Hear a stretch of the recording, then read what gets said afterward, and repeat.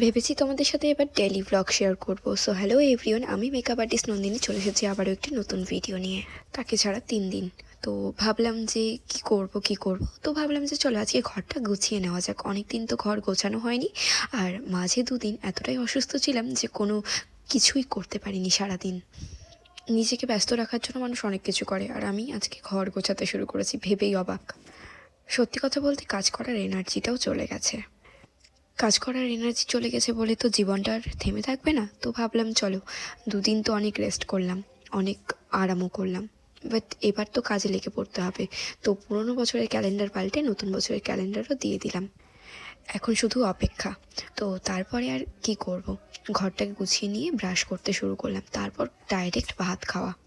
আমি যেহেতু ঘুম থেকে দেরিতে উঠি, তাই ডাইরেক্ট ঘুম থেকে উঠে ব্রেকফাস্টে আর কিছু করি না, লাঞ্চ করি।